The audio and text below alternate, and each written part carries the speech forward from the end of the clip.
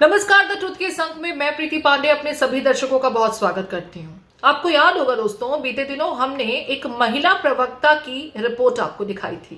किस तरीके से सोशल मीडिया प्लेटफॉर्म एक्स पर आकर के इस महिला प्रवक्ता ने अपनी ही पार्टी से इस्तीफा दिया, लेकिन इस्तीफा देने से पहले अपनी पार्टी पर बेहद गंभीर आरोप लगा दिए थे। महिला विरोधी होने तक का आरोप इस महिला प्रवक्ता द्वारा लगाया गया और उनका यह कहना था कि वो अपनी पार्टी छोड़ रही है।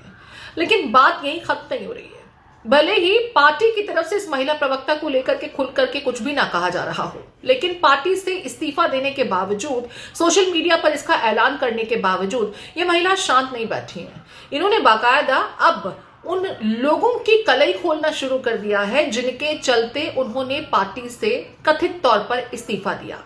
मसलन वो बीजेपी के प्रदेश अध्यक्ष को लेकर के बड़ी बड़ी बातें कर रहे हैं। अगर इनके इस वीडियो पर गौर फरमाएं तो ये बीजेपी के वर्तमान के प्रदेश अध्यक्ष, कैसे वो प्रदेश अध्यक्ष बने, पहले तो उसकी कहानी बताती है कि दरअसल प्रदेश अध्यक्ष वो बनाए गए क्योंकि वो गॉसिप करते हैं। और वो प्रदेश अध्यक्ष या उन्हें कोई बड़ी जिम्मेदारी क्यों नहीं दी गई? क्योंकि वो गॉसिप नहीं करती हैं। जरा गौर फरमाइए। भाजपा के कुछ लोगों ने नारी तू नारायणी को नारी तू नौकरानी बना दिया है। इस स्लोगन को ही चेंज कर दिया है। ऐसा मैं इसलिए कह रही हूं क्योंकि कुछ लोग जो ऊपर बैठे हुए हैं वो यही चाहते हैं कि जो औरत उनके इशारों पर नाचे, जो उनकी बात माने, जो गॉसिप्स का हिस्सा बने, उसको तो वो प्रदेश में, दिल्ली प्रदेश में महिला मोर्चा अध्यक्ष भी बना सकते हैं। जो आदमी उनके इशारों पर नाचे उनको भी वो प्रदेश अध्यक्ष बना सकते हैं। ऐसा मैं इसलिए कह रही हूं क्योंकि वैजयंत पांडा जी जो दिल्ली के प्रभारी हैं और बीजेपी के उपाध्यक्ष भी हैं, उनके 2 असिस्टेंट आज से 2.5 साल पहले मुझसे मिले थे और उनमें से एक का नाम था सना और फीमेल का, और मेल का नाम था विनोद राणा। उन्होंने आके मुझसे बहुत सारी गॉसिप्स मुझसे आके पूछते हैं कि नेहा जी बताइए, उस वक्त वहां के संगठन मंत्री जी का उस महिला के साथ चक्कर है या नहीं है। अरे भाई, मैं यहाँ काम करने आती हूँ या दुनिया के चक्कर देखने आती हूँ कि किसका किसके साथ चक्कर चल रहा है या नहीं चल रहा, और मुझे इससे क्या लेना देना। मेरे से आप काम की बात पूछो। मैंने उनसे साफ जवाब दिया कि नहीं, मुझे किसी का कोई चक्कर वक्कर नहीं पता, क्योंकि मैं अपने काम से मतलब रखती हूँ। मैं आती हूँ, सिर्फ मीटिंग अटेंड करती हूँ और चली जाती हूँ। उसके बाद उन्होंने फिर मुझे फोन किया, कहते देखिए सारी गॉसिप्स जो है हमें वीरेंद्र सचदेवा जी तो दे रहे हैं पर आप नहीं दे रहे। तो मैंने कहा मेरे पास है ही नहीं गॉसिप्स, तो मैं आपको दूं क्या। और ये कह के मैंने फोन काट दिया। उसके एग्जैक्ट 2 महीने बाद मुझे प्रवक्ता पद से भी मुक्त कर दिया गया। और सबसे बड़ी बात कि जिन्होंने गॉसिप्स का हिस्सा बने वीरेंद्र सचदेवा जी, उस वक्त वो वहां के उपाध्यक्ष थे, उनको अध्यक्ष भी बना दिया गया। और ये बात उस विनोद राणा ने खुद स्वीकारी, मुझे बोली फोन पे कि आपने तो हमें कोई इंफॉर्मेशन नहीं दी थी, लेकिन देखिए हमें ऊपर से इतनी इंफॉर्मेशन मिली, तभी आज वो बंदा कहाँ उपाध्यक्ष था, कहाँ अध्यक्ष बन गया, कहाँ कोई नॉर्मल आपके साथ प्रवक्ता पद पे थी वो महिला मोर्चा अध्यक्ष बन गई। तो इसका मतलब कि जो औरतें गॉसिप्स का हिस्सा बने, जो आदमी गॉसिप्स का हिस्सा बने, जो गलत काम करे, जनता की सेवा ना करें, उनको ये ऊपर के पद देते हैं। और जो जनता की सेवा करना चाहे, जनता के लिए काम करे, दिन रात एक करे, झुग्गी बस्तियों में जाके बसने वाले, मैंने कोई एक बार नहीं, मैं पिछले 9 साल से झुग्गी बस्ती के लिए काम करी, झुग्गी बस्ती की महिलाओं के लिए, जबकि हमारा अच्छा खासा बिजनेस है। उसके बावजूद मैंने कभी ऐसा नहीं सोचा कि मैं झुग्गी की जाके महिलाओं के साथ काम क्यों करूं। लेकिन इनको काम नहीं चाहिए था, इनको गॉसिप्स वाली महिलाएं चाहिए थी।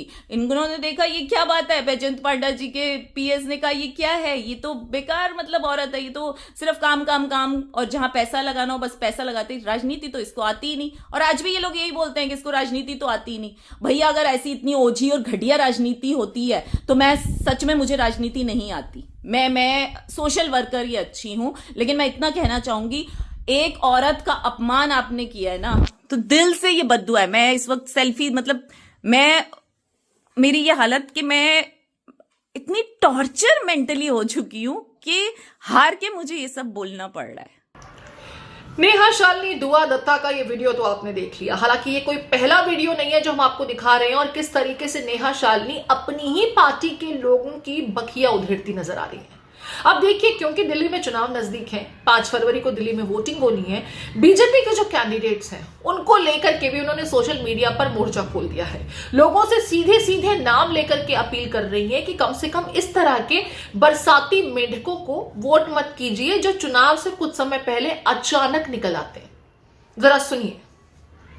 तो मेरा दिल्ली की जनता से सिर्फ रिक्वेस्ट है कि जो भी ऐसे नेता हैं दिल्ली में, ये हरीश खुराना जैसे भाजपा के, जो सिर्फ 4 से 6 महीने पहले जनता के बीच उतरे हों या जे कॉलोनीज में गए हों या झुग्गी बस्तियों में जाना उन्होंने 6 महीने या 4 महीने से जाना शुरू किया हो, तो वो उस बात को समझें कि कैसे ये प्लान किया गया, प्लॉट किया गया। और जो आपके बीच आते जाते रहे हों, आपके विधायक, जो भी विधायक हों, वो ना आ सकें तो अपने उन्होंने कोई टीम रखी हो, उन्हें भेजते हों, आपके दुख सुख में आते हों, इस चीज का जरूर ध्यान रखिएगा कि जो चुनावी मेंढक हैं उनको बिल्कुल भी वोट मत दीजिएगा। जो भी चुनावी मेंढक है, चाहे वो इस पार्टी के हो, चाहे वो उस पार्टी को हो। नेहा शालिनी दुआ दत्ता अब भारतीय जनता पार्टी में नहीं है। उनका यह कहना है कि उन्होंने पार्टी से इस्तीफा दे दिया है और यह फैसला उन्होंने सेल्फ रिस्पेक्ट के चलते लिया। वो एक सम्मानजनक महिला हैं, इस वजह से उन्होंने ये फैसला लिया, क्योंकि इस पार्टी में महिलाओं को आगे बढ़ने नहीं दिया जाता, उनके हितों का ध्यान नहीं रखा जाता, बल्कि काफी कुछ गलत होता है। जिस तरह के एलिगेशंस वो अपने अलग अलग वीडियोस के जरिए लगातार बीजेपी पर लगा रही हैं। लेकिन सवाल यह है कि जो महिला प्रवक्ता कल तक अपनी ही पार्टी का गुणगान करते नहीं थकती थी, और अगर अब वो पार्टी से अलग हो चुकी हैं और इस तरीके से सोशल मीडिया पर आकर के अपनी ही पार्टी को डेंट पहुंचाने की, वो भी चुनाव के समय में कोशिश कर रही है, तो कहीं ना कहीं धुआं है तो आग भी होगा। क्या इसे इस तरीके से देखा जाए? क्योंकि बीजेपी के खेमे से नेहा शालिनी दुआ दत्ता को लेकर के ज्यादा कुछ कहा नहीं जा रहा। नेहा शालिनी दुआ दत्ता का यह भी कहना है कि उन्हें तो पार्टी के प्रवक्ता पद से भी इसलिए हटा दिया गया था क्योंकि वो गॉसिप नहीं करती थी। बहरहाल असली कहानी उनकी पार्टी के इस्तीफा देने को लेकर क्या है, लेकिन फिलहाल जब वो सोशल मीडिया प्लेटफॉर्म पर तमाम पोस्ट कर रही हैं तो खुद की तुलना द्रौपदी और बीजेपी की तुलना कौरवों से करती रही है। कौरवों का भी अंत हुआ था। कौरवों को लगता था हम बहुत बड़ी सेना है, हमारा तो अंत हो ही नहीं सकता, एक द्रौपदी क्या कर लेगी। तो मैं आज यही कहूंगी, इतिहास गवाह है कि जब किसी मासूम औरत के साथ अन्याय होता है ना, तो वो ऊपर वाला सुनता है। जरा गौर फरमाइएगा, कभी कभी हम जिसे बहुत हल्का प्यादा समझ लेते हैं वो भी शतरंज के खेल में बादशाह को मात दे देता है। ऐसा ना हो कि नेहा शालिनी दुआ दत्ता, जिसे फिलहाल बीजेपी हल्के में ले रही है, वो बहुत बड़ा डेंट दे जाए, क्योंकि सोशल मीडिया पर वो बहुत एक्टिव है, उनकी बड़ी फैन फॉलोइंग भी है, और जिस तरीके से बीजेपी को लेकर के लगातार उनकी तरफ से कंट्रोवर्सीज हो रही हैं, उसमें विपक्षी खेमे की दिलचस्पी भी बहुत है। आप इस पूरे मुद्दे को किस तरीके से देखते हैं? क्या ये सिर्फ और सिर्फ पब्लिसिटी हासिल करने की कोशिश है या वाकई दाल में काला है? आपके कमेंट्स का इंतजार रहेगा।